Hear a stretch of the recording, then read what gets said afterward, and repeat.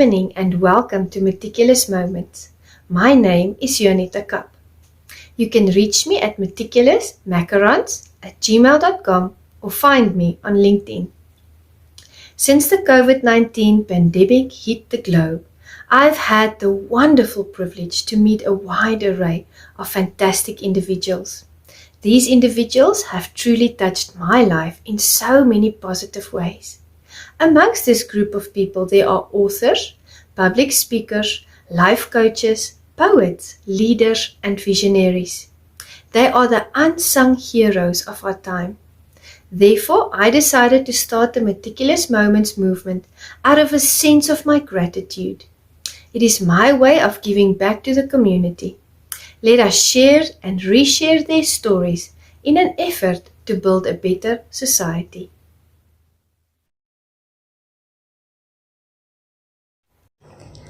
Today we have the privilege of spending time with the phenomenal Randy Boom Boom Blake. As the nickname suggests, Randy Boom Boom Blake is a knockout artist who makes a habit of leaving his opponents on the canvas. The native of Tulsa, Oklahoma is the reigning 5-time ISKA heavyweight world champion and is notable for combining speed with power, particularly when it comes to kicking. Blake took up martial arts following a childhood viewing of the Jean-Claude Van Damme movie Bloodsport. He says he has seen the movie probably 1,000 times since he first came across it as a 6-year-old boy.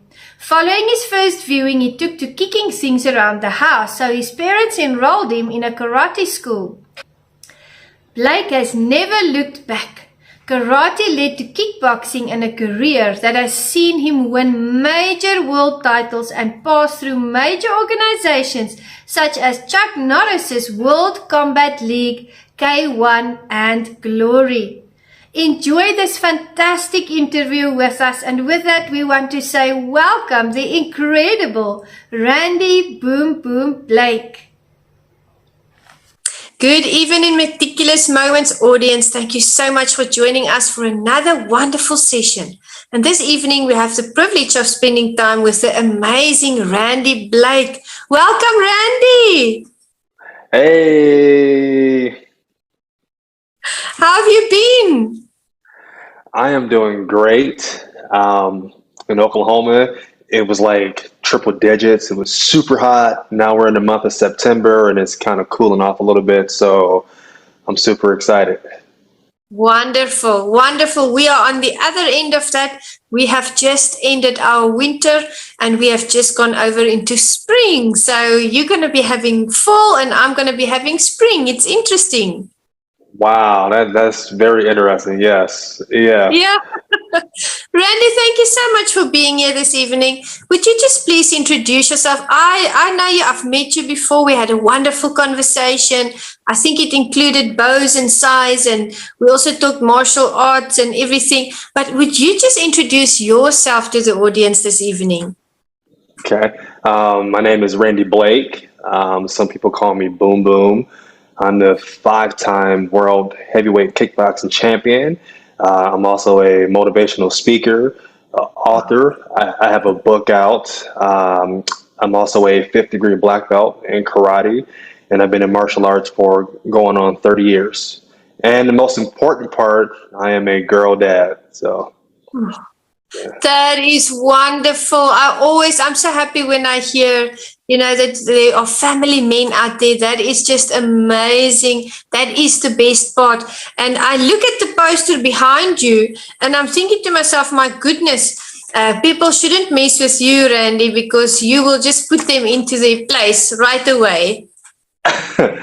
Well, there's a saying, just don't mess with my family.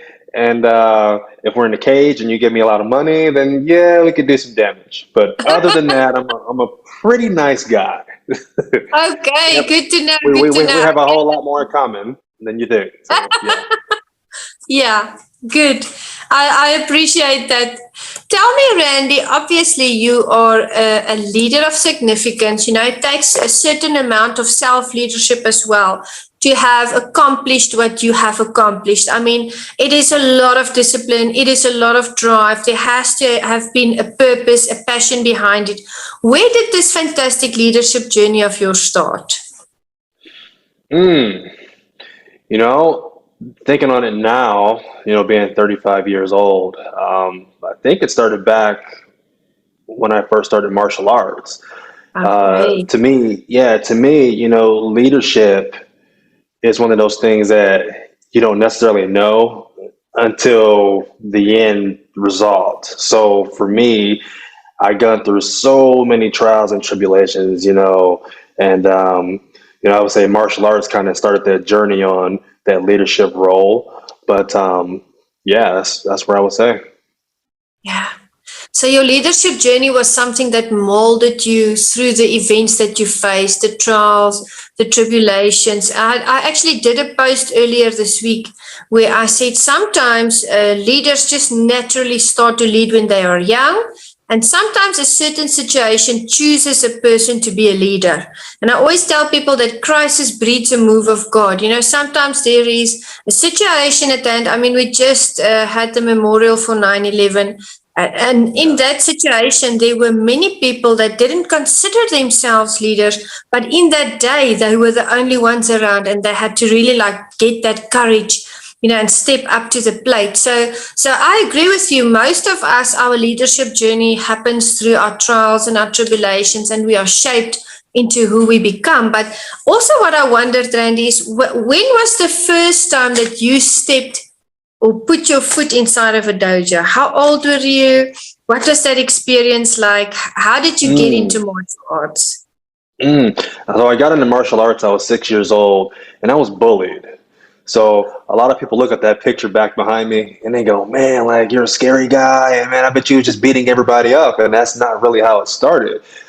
For me, I was just getting bullied. I was getting picked on, and I was watching a guy named John Claude Van Damme. Oh, I was watching yes. him. So it was like I Yes. was getting bullied, but then at nighttime before bed, I watched a movie called Bloodsport. Oh, And I remember that. my mom found out that I was getting picked on and getting bullied, and literally I was getting beat up for a long time. And she said, "Well, this kid is doing these moves like John Claude Van Damme." At least in my mind, I was right. So maybe I Yes. should get him in martial arts, and maybe that can help with this confidence. And so that's really where it started for me. I was 6 years old, and to answer your question on the bully is interesting because I had maybe a few lessons in, and I thought that I knew what I was doing. And one day after school, that bully came after me. He tried to put me in the headlock again, and I don't even know what I did. I just did something, and he left me alone. So that's how my martial arts journey started for me. Wow. You Yeah. had a Jean-Claude Van Damme moment. I'm sure. We're going to call it the Jean-Claude Van Damme moment. Shout out to Jean-Claude Van Damme. Thank you for those lovely movies. We grew Yes. up with children watching them. Yes. Yes. I used to love those movies as well. That is such a wonderful testimony. I'm so happy that it unfolded that way. And you have been doing so many wonderful things in the kickboxing world. You've told us the titles that you've won. How long have you been doing kickboxing? And through the years, has it changed for you? Are you practicing the same way that you used to practice those years? Tell us a little bit more about the kickboxing. Yeah. So the kickboxing thing kind of happened in a very interesting way, and I kind of explain that in my book. But Yeah.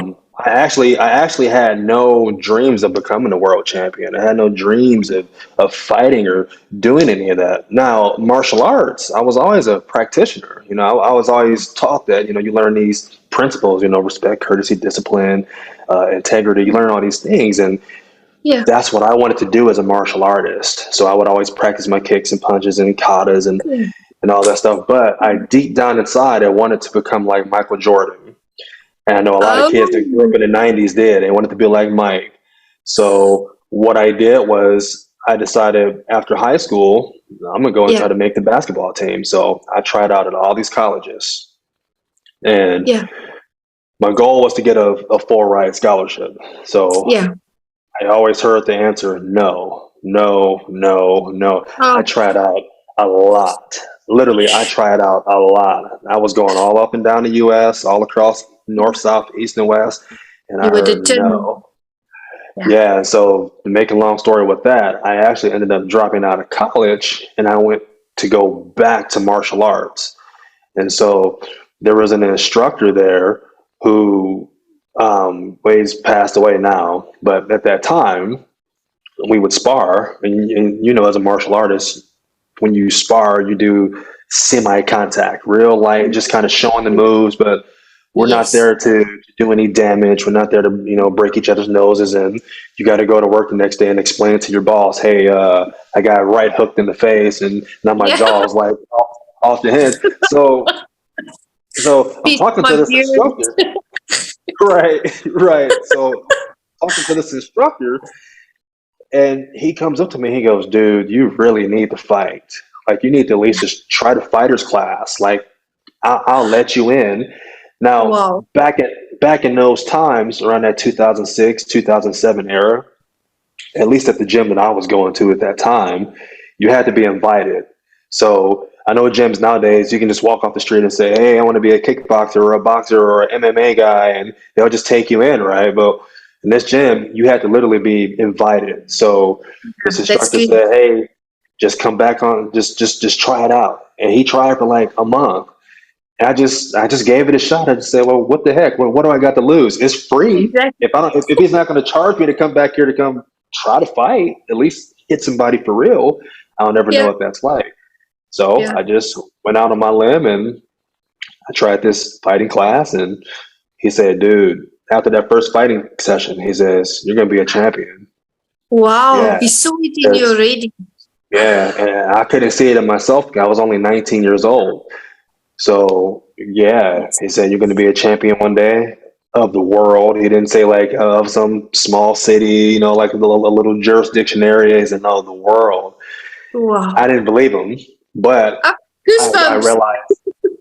But I realized that I liked the class because we could hit a little harder. We could do a little bit Yes. more than in the martial arts class. Now I still did both because I felt like I just needed it. But that was really the kickstart into my whole kickboxing career. But there was the thing that the takeaway from that was it's the fact that he said those words, and our words are Yeah. so powerful. Oh, And that's why I yes. think that we should be very careful with our words because either we can lift somebody up or we can tear somebody down. And Yes. it was very shortly after that moment where he told me I was going to be world champion. I'd Yeah. never seen that guy ever again, ever. So I look at that moment and I go, that was a huge pivotal moment in my life because I could have said no, but if I would have said Yes. no, I don't know Yeah. where I would have been. But the fact that I at least tried, now look Yeah. where I'm at. So Yeah. That's wonderful because if we think of what you just mentioned, he spoke those words over you. And I right. mean, I don't believe in chance, but it was still up to you to say yes. So I Yes. believe that leadership that you practiced during the course of your life growing up caused you to say yes. Because in my opinion, leaders choose things that are more difficult. They don't always take the easy route. And going to that class, I mean, you and I know a sparring class, a MMA class is, we learn the moves and we go through the motions. But if we go full contact, it's something else. So Mm-hmm. you knew this and you still said yes. And if you hadn't, like you've mentioned, where would you be today? So I want to commend you on that because look what happened just because you had the courage to do something and you had the courage to, just investigate what you were pondering on. You saw those movies as a child, you were bullied, you saw those movies and you knew, I think deep down inside of you, you knew you had to go to that class if you wanted to reach that level. Because if we think about the Jean-Claude Van Damme movies, I mean, that's full contact galore. That is no joke. Yes, the Kumite. And you are.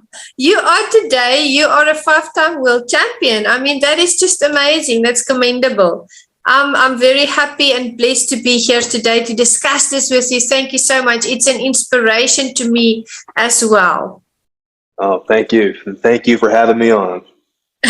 Thank you, Randy. I was thinking when you were talking about full contact, I thought to myself, yes, I've also had a few blue eyes before and bloody noses. And I mean, that goes with the class, you know, that only means my hands weren't up. So if you go into Mhm. that ring, you know, you have to protect yourself and you have to fight. So I love that as well. I actually wanted to ask before we go to the next question, what style of karate do you do?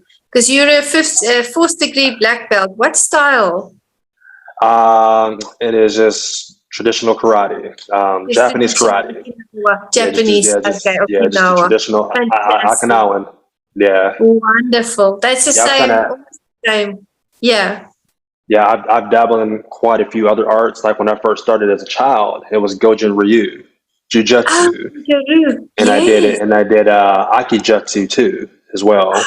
And so that was actually interesting back when I was doing those times. That was when the UFC first started, Oh, like where yes.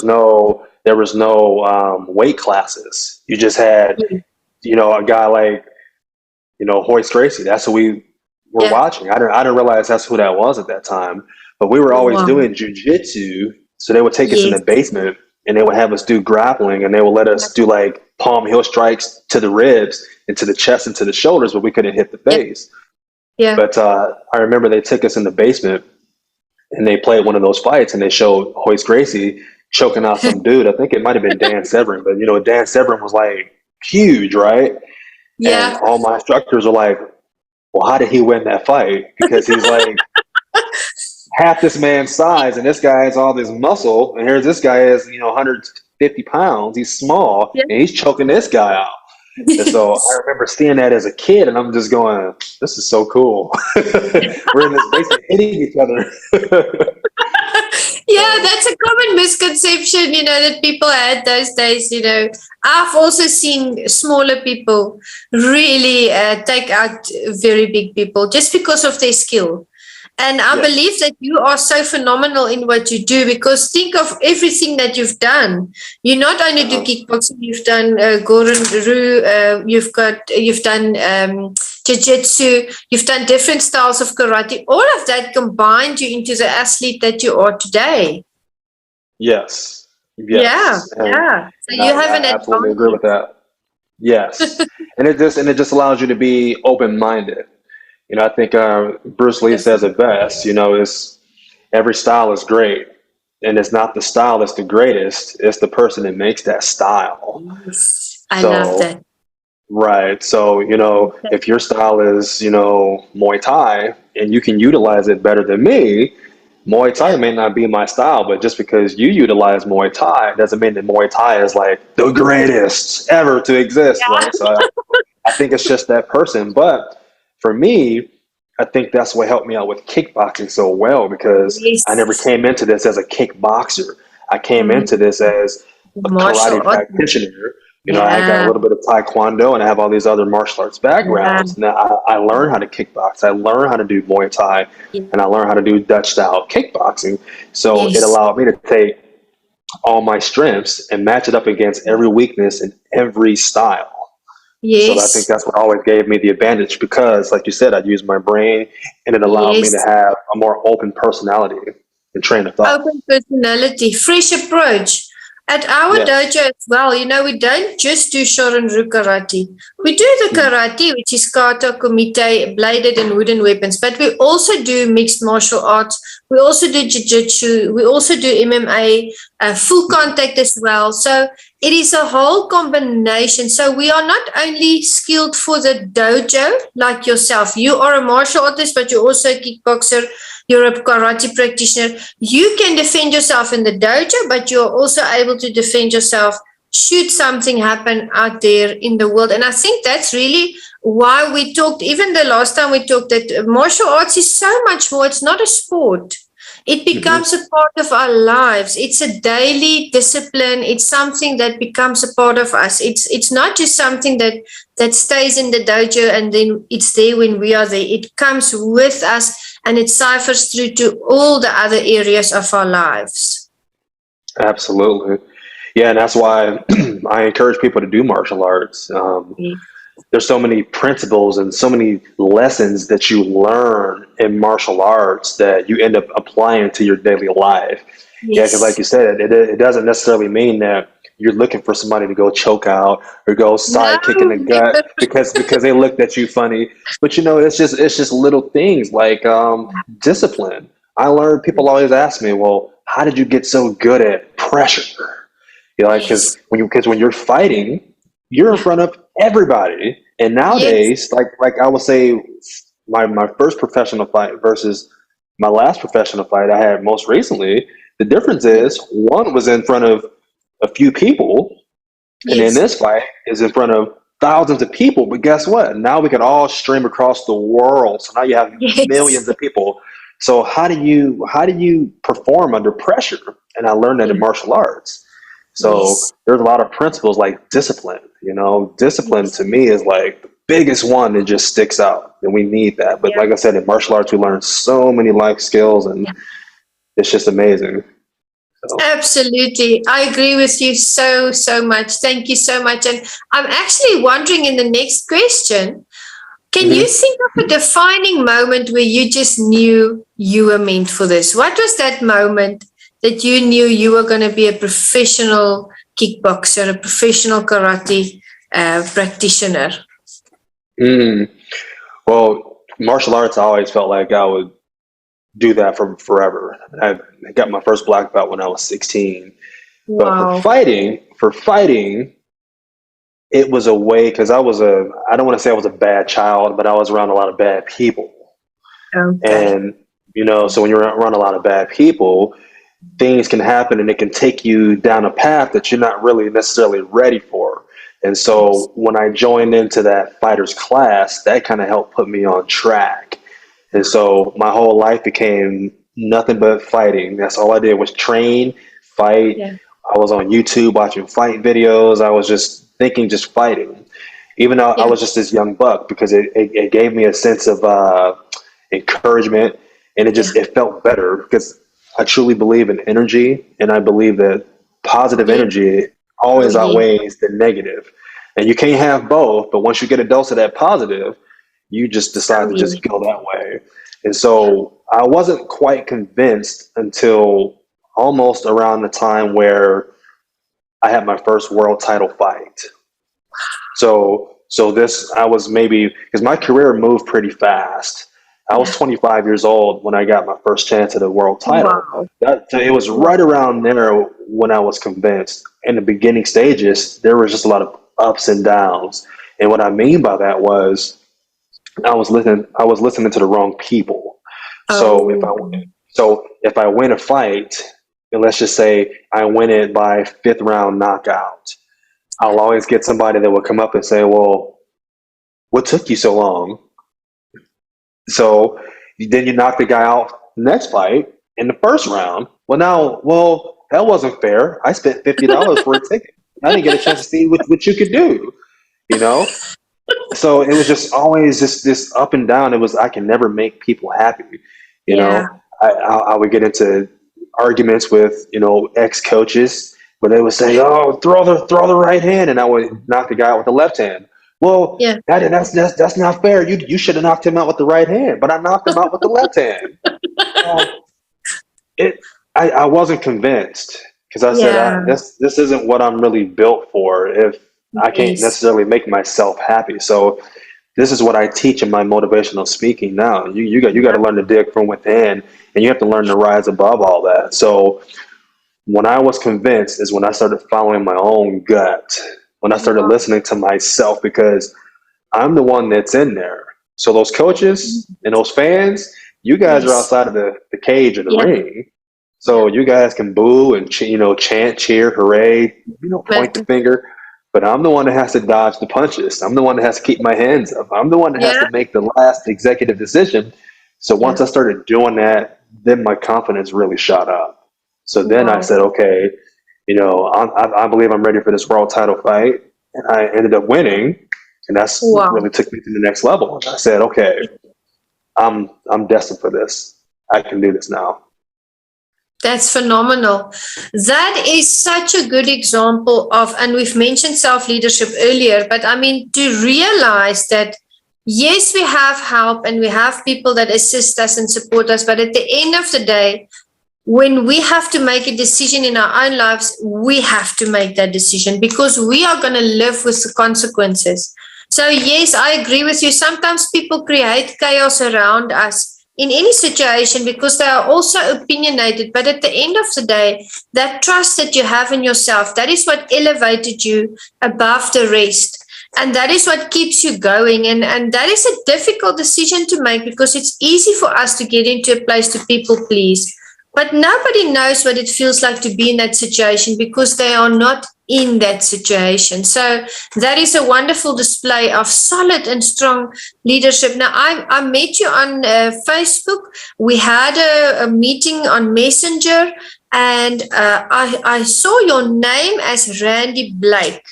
And then I did a post and I said, wow, I'm so excited you're going to be on Meticulous Moments. So I went and did some research because I wanted to know what questions to ask. And that's only when I saw that they call you Boom Boom. And I put it in there and I was like, I'm going to have to ask you, tell me and tell the audience, why are you called Randy Boom Boom Blake? Because I know but I don't know the reason for it yet. Mm-hmm. Okay. That's people ask that question a lot, and I love telling this story because it has real meaning. Yeah. So, do you know Chuck Norris? I do. Okay, perfect. So, like I told you, my career moved really fast, like extremely fast, and this is going to trip you out. So, back in 2007, 2008, Chuck Norris had a league called the WCL, the World Combat League. So it was literally Chuck Norris's league. So Yeah. I was invited to be on that team. Wow. So now here's the kicker. I only had 2 amateur fights and 1 professional fight. So the team, it was like a team concept. So imagine like basketball and football, you have these different positions, right? So if you're on this fight team, you have different weight classes, and then you have the starters, and then you have the alternates or the backups. So I was brought on the team as a backup.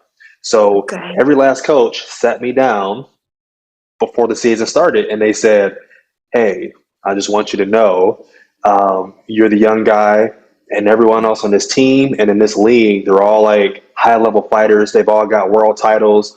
And we don't really want you fighting those guys just yet. What we want to do is we want to bring you on the team so you can be in the back to kind of help with the water battles and be a good cheerleader, but also learn and see what these guys are doing as far as how do they warm up, what are some combinations they can do. We want you to be the big surprise attack for next year. So right. So I had no intentions to fight, right? But I looked at it as an opportunity because number one, I get to meet Chuck Norris. Number two, I get to travel and I get to be around all these veterans who are they were all amazing. So how that team concept works in the WCL is every fighter comes out one by one. So like you fight somebody in your weight class, and the whole point is you're trying to score points. So if you and I were fighting each other, it doesn't necessarily mean anything if you beat me in this match because the points go toward the team's score. So it only matters if the team wins. So you can lose your match, but if the team wins, that's what counts. You can still win. Okay. But you have a first half and you have the halftime, just like all sports, and then you have that second half. Yes. So in order for you to fight in the second half, you cannot get knocked out. So the person that I was backing up, he was going back and forth with this guy in our weight class, and they were going at it like hard punches, hard kicks, and I just told myself, well, for surely he'll get him in the next round. So there was no knockout. It actually ended in a draw. So after every teammate in their weight classes fought, like I said, you go to halftime, You go back in the locker room, you make up a new Yeah. game plan, you strategize, and then, okay, now we're going to go back up in the second half and see who wins. Yeah. So I never will forget this because we all get to the back in our locker room, and the guy who I was backing up, he said, I'm not going out there in that second round. I'm not going out. And so we had like four coaches. And so they're all like, what do you mean you're not going back out? You're on all the billboards. You're the one that's like this knockout artist. You're going out. Yeah. He Yeah. says, but coach, my shoulder, my shoulder. Like he's just Oh. complaining. I hurt my shoulder. He did something to it, or I can't use my shoulder. And every coach Oh. said, well, you have a left arm and you have 2 feet. You need to go Yes. back out there. So he's back here arguing with these coaches, and keep in mind, you only have like 15 minutes of a Yeah. intermission or halftime, whatever you want to call it. And so in the meantime, his opponent is over there warming up. So you can just hear him cracking pads, bam, bam, bam. I'm gonna get you next. I'm gonna get you. I don't like draws. I'm gonna knock you out this second half. So yeah.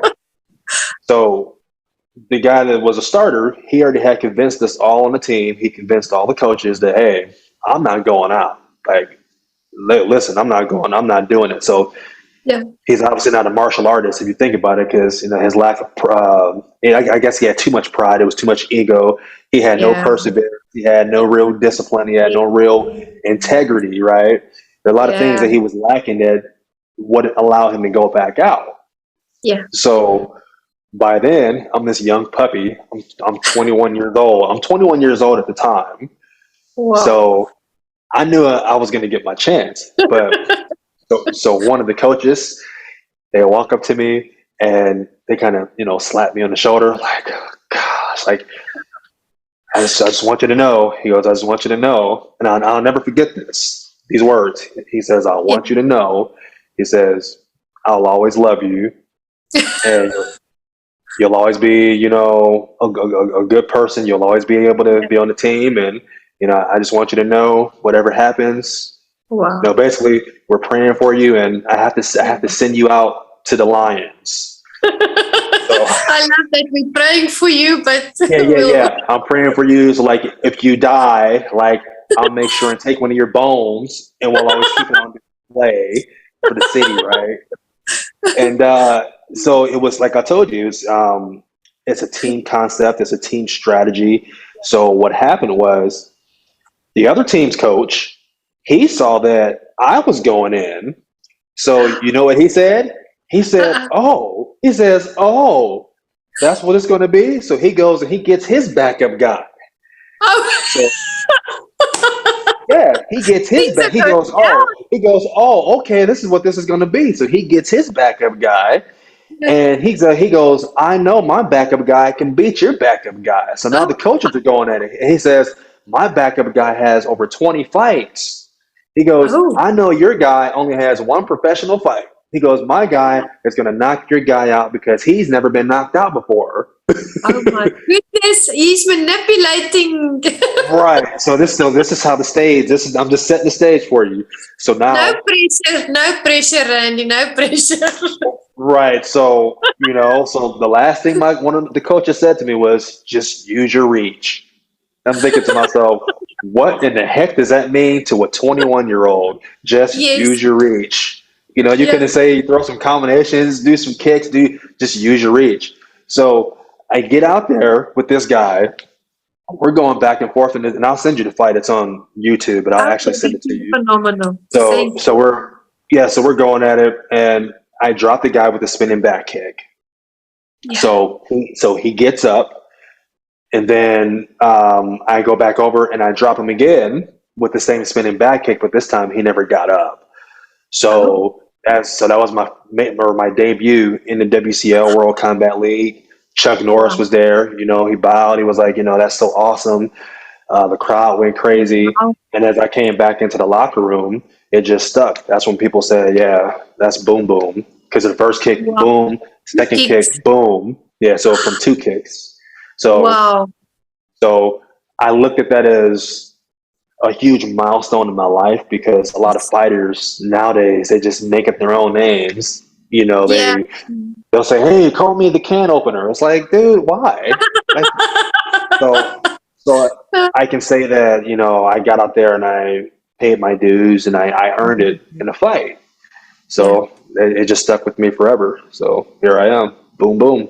There is significance to that name, Boom Boom. Thank you so much for explaining that to me and the audience. And now it carries so much weight as well. Now I know where it originated from. And again, you had the choice that day. You could have said, well, I've only done one professional fight, he's done 20. That's not what you did.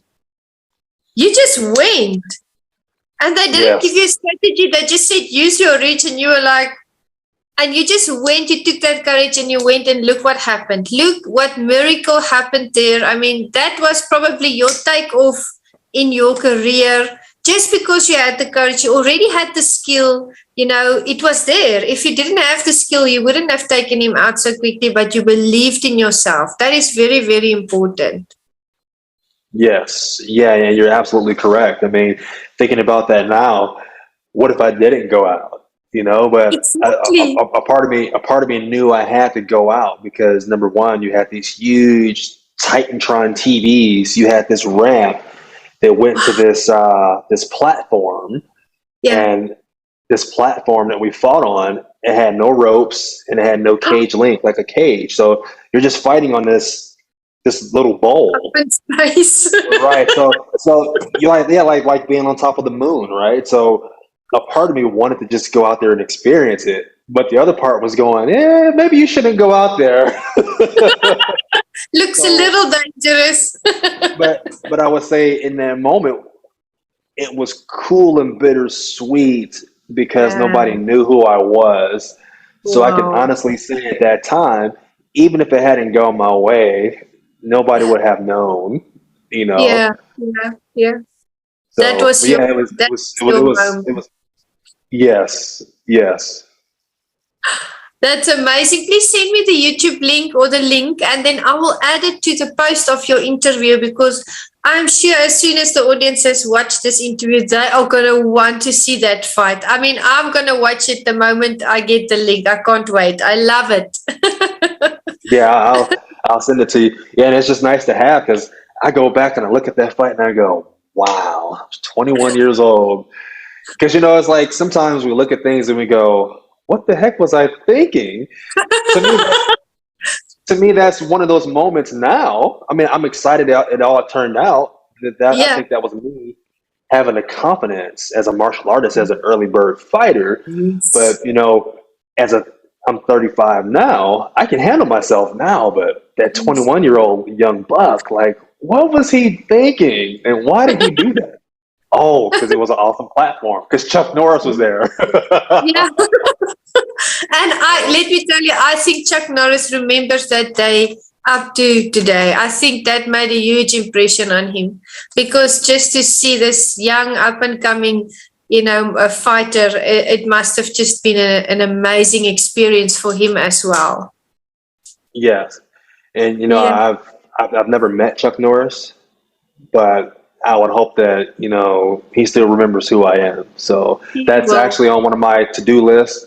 I got to meet Chuck Norris. I got to shake his hand. I need a picture. I need an autograph because he's pretty cool guy. So wonderful. Yes, I think that is a martial artist's dream, is to meet Chuck Norris, because he also has black belts in all different kinds of styles, which I find yeah. very interesting, including Marvin King. I know Marvin also does different martial arts styles. So Hmm. yes, we should definitely get that on your bucket list. I know you're going to meet him one day soon. Yes, I'm hoping real soon. Real soon. I'm praying. Click my heels 3 times. Whatever I need to do. So. We need to phone Marvin and say, Marvin, please, Randy needs to meet Chuck Norris. We have to get in touch with him. Well, if he knows, please let me know. I Please will. let me I know. will. Absolutely, absolutely, Randy. I mean, this story is just your background is just amazing. Looking at you, where you've been, where you come from, where you've traveled to, where you are at the moment, a family man, an accomplished martial artist. I just love what I see and I hear, and the humility. You are the epitome of everything that we are taught in martial arts. Like you've mentioned also, we learn this skill and we know how to handle ourselves, but we don't necessarily go out and see who's the first person we can choke, because that's not martial arts. We'll rather turn away from a fight and say, let's rather just leave it and walk away. But should we be in a situation that we have to defend ourselves, we will. But that takes also a lot of training and the honing of our skills. So I wanted to ask you, how often do you train? As a matter of interest, I just wanted to know, how many hours do you train? Do you train daily? What is your training regimen? Oh, so that's actually a really good question. I know when I'm in a fighting camp, training is completely different. But just me today, not having any fights, I train every day. So the difference is I'm not having to go as extreme because there's no point. Yeah. But I still go through all my kicks. I still go through all my punches. I do bag work. I hit the speed bag. I hit the doubling bag. Oh, wow. Um, I still stretch. I still run. I still do all these things, but I don't do it in a manner that I'm preparing for a fight. I do it Yeah. in a manner of this is just what I need to do to stay in shape and keep my body Yes. healthy. Yes. So Yeah. for me, I'll take Sunday off because I believe in having recovery days where you should rest. But even on Yeah. that day where I rest, I make sure I still do some type of stretching. So I'm never Yeah. completely just not doing nothing. But Yeah.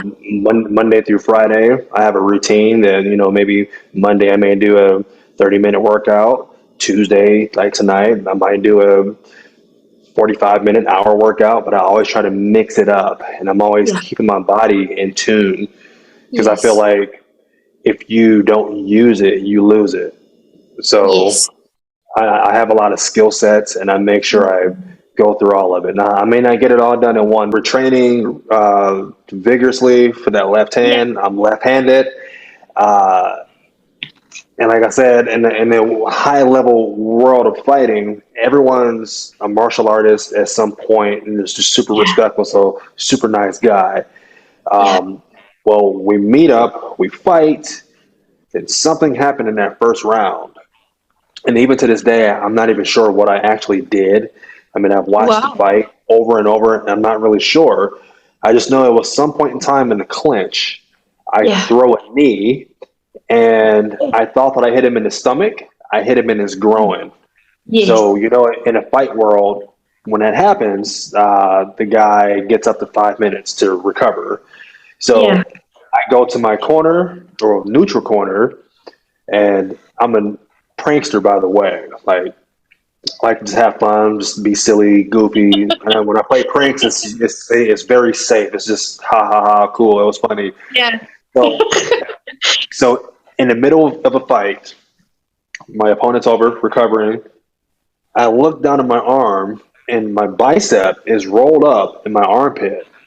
So it's just dangling, just like it's not attached. Oh. So Oh. that's when I was like, oh, like the pain just hit then. So I look over at my coach, and I go, hey coach, I think I broke my arm. And so and he knows I'm a prankster, so he starts like saying all kind of Oh. crazy words like, why are you playing around? This is a world title fight and blah blah blah blah. And I said, no, coach, I said, look at my arm. And so his eyes went, oh, like, oh, like you're being dead serious. I said, yeah. And so when you have a corner, you got your head coach, you got your second, and you have a third. And usually Yeah. that third is keeping the time. And Yeah. so the third cornerman was like, hey, he's got about 10 seconds left in the round. And so my coach said, hey, you got 10 seconds left in the round. Just run around and blow that time off, and then we'll figure it out. Yeah. So after that first round, my coach comes running in there. Actually, both coaches, they come running in there, and they're like, what did you do? I said, I don't know. I don't know. So now they're putting ice in my arm, and my arm is just shaking. And so what actually happened was your bicep is attached by two tendons. So you have at the very top end, you have the long Yeah. head, and then Yes. down here in your elbow, this is the distal end. So this is where I tore. I tore that tendon, and it made the Ooh. bone roll up. And Oh, so that that was must be by far painful. it's by far one of the worst injuries you could have ever. So, and what happens is to where you understand and to where the audience understands, you Yeah. lose the ability to pronate and supinate. So Okay. basically, pronate and supinating is just simply turning. So, like if Oh. you say, "I want to turn the knob and turn the volume up," you lose Oh, this I ability. see. If I Okay. want to open the door, the doorknob, I lose this ability. Well, so Oh. what's the one thing we talked about that I had been practicing? The left hooks. I lost the Yes. ability to do this, Oh, make a left hook. And now my arm is just doing its my own goodness. thing. It's all out of sync with my body. I'm trying to get it to go up. It would go down. If I go down, it goes up. It's just weird because that muscle, it keeps contracting. And so it's Yeah. like, and then I was just in so much pain. So, to make a long story short, I went through about 4 rounds of just almost giving up because it reminded me of that guy back in the World Combat League where he said, "Oh, my arm, my arm." I don't like. I could have chose that same path, right? And I chose. So I think it's interesting Wow. that these lessons Wow. to us happen in life because had that not happened, I might have would have quit. So Wow. I Wow. had that same, I guess it was like an epiphany almost, because I thought about that guy, how he quit, and I said, I'm not going out like this. Not gonna be like that. I got something left in me. So I get out there, and I knocked him down. The crowd went crazy, and I wanted to fight. So I beat the guy with one arm. Wow. So during that fight, I was in so much pain that Yeah. even though I could throw my right arm just fine, it would still hurt the left arm. Yes. I can So just imagine. Oh my goodness. right. So I would say that that was a true testament of coaching, and it was a Yeah. true testament of trust, discipline, courage, perseverance. There was a lot of things that Yeah. went into that fight that a lot of people didn't really realize until Yeah. after the fight. Because Yeah. I truly believe that coaching is the reason you do win matches, games, titles, all that stuff. And there was a Yeah. small point in time where I wanted to just quit, give up. And my coach looked me in the eyes and he said, Randy, I'm going to tell you something. If you don't Yeah. throw any punches, if you don't throw any kicks, that belt is going to go on a plane back with that guy all the way to Great Yeah. Britain. And he starts poking me in my chest. Is that what you want? Is that what you want? And I said, no. I said, no. So it literally it changed the whole dynamic of the fight. And I went out there and I fought. And Yeah. like I said, the crowd went crazy. I won the fight, but I would say to me that was probably the one of my most precious moments. And I have a lot. I have a lot of stories, but I would say that one, the fact Wow. that I trained so hard with this hand Yeah. to come to find out, I damage it in the first round, and I had to go a Yeah. whole fight Yeah. with the damaged arm.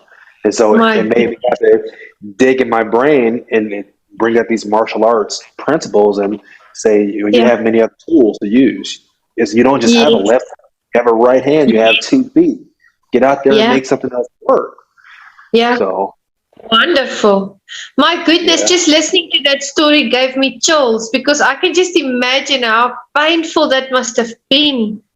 And that also that anxiety that you must have felt, firstly thinking, oh my goodness, are they going to be able to fix that? Because that's what I would have thought. And secondly, I would have thought if I was you, oh, but I've practiced my left hook, like you've mentioned. So what now? And then you again just showed everyone what really is inside of your heart. You have a courageous spirit because you thought back about, to those years when you were 21 years old, and that guy just gave up, but yet you did not. Even mhm. having had that injury, which I think was more severe than the one that he had those years. So again, you just went out and you just did it. And it is just phenomenal to me to see, you've been in situations where I mean, the odds have been against you a few times, but you Uh-huh. always just climb out victoriously, and I'll almost call it an anointing. It's amazing to see that you have this courageous spirit. Phenomenal. Well, yeah, it's a lot of people ask, and I say I believe in God. I believe in angels. Yeah. I believe through my whole martial arts career, even as a little boy, I've always had an angel watching over me this whole time, Amen. and I believe I still have an angel watching over me. So, yeah, a lot of that wouldn't be possible without God. So I'd be a fool to sit up here and say that, yeah, I did it myself, and yeah, ha ha ha. Like, nope, no, I'm just the guy that's out there doing it. But I can honestly say I'm not the guy that's controlling the person doing it. So even though people Yeah. say, well, Randy did it, I can honestly say I don't believe I was in control that night or many other nights.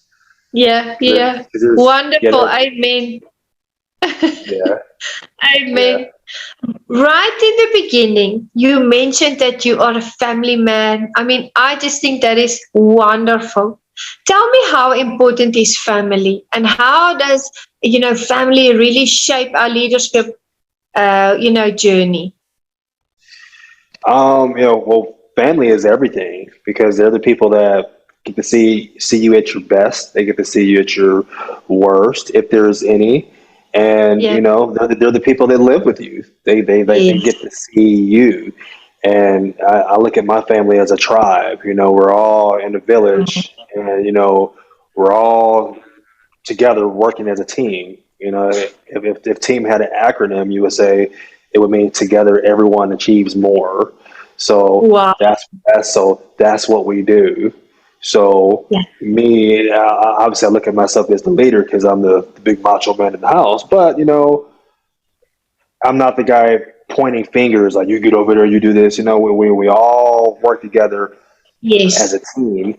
And so, like Yeah. I said before, it's also my job is to make sure I am a good leader and I set a good an example and I raise these kids up to the point to where they can go out and be great people because the Yes. biggest thing I would hate for me is for us to all get out and let's just say a podcaster interviews my daughter when she's old Yeah. enough, and then she goes, "My daddy is a piece of crap.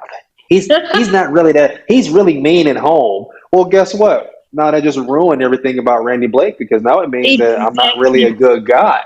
Yeah. So even off the cameras, I'm always having to set a good example. I'm always Yeah. trying to live and set these principles, in these kids as I was set into students or people who will want to learn. So yeah, Yeah. for me, family is everything, and they're basically they're a byproduct of you. So they're the Yes. future, and you want them to go off and be good people because then it means I really did my job. So Yes. I'd be a fool to think that all these accomplishments that I'm doing and that I keep accomplishing is only going to serve me. I want these accomplishments to serve other people so they can go be greater. And then they can go, well, who did you learn from? And then we'll say, well, that Randy Blake guy. Well, that's where I'll get my satisfaction. And to me, that's where being a family becomes such a great, crucial factor. Yeah. Wonderful. Wonderful answer. Absolutely true. Family is everything. I agree with you completely. And I can't believe the time flew by so quickly. We only have two questions left, and I wanted to include your book because I actually Okay. forgot to include a question about your book. So let's answer it, or let me ask it with the following question. So, because we want to learn more about your book, how the audience can purchase your book, where they can follow you. What's next for you? You've got your book that you're going to explain to us now that you've authored and how to get it. And what is next for you? How else can we support you? How can we elevate you? Oh, wow. Yeah, so you can get my book at randyblakeJr.com. You get on there.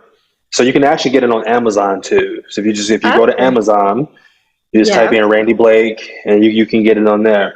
Now, the difference is if you get it on my website, you'll get a personalized copy. So that'll be the Oh, difference. I'll actually be able to sign it and then send it to you. So I'm not sure how that will work as far as being in another country. It might be easier to just order it on Yeah. Amazon. Yeah. Then what was the other part of the question? What other products do you have? What is next for you? Or do you have any upcoming fights? That's right. Yeah, that's right. Yeah. So what's next for me is I'm going on tour. So tour for me is going to be, I'll be doing kickboxing seminars. I'll be doing motivational speaking arrangements. So you can fly me in and I'll come speak. Motivational talk, discipline, well, whatever that is. And that's what I'll be doing. And all of that stuff will take place on rb3.com. So it's the same website as my author website, but you can get on rb3boom.com. So that's rb3boom.com. You can get on there and then you can basically just book me. And so I have a gift shop on there that'll be available at the end of this week. But you can get on there and get some T-shirts, just get some merchandise if you want to support. The book will be on that website too. So RandyBlakeJr.com, and then I have rb3boom.com. Fantastic. Thank you so much. Audience, I'm going to make those contact details available as well after the session.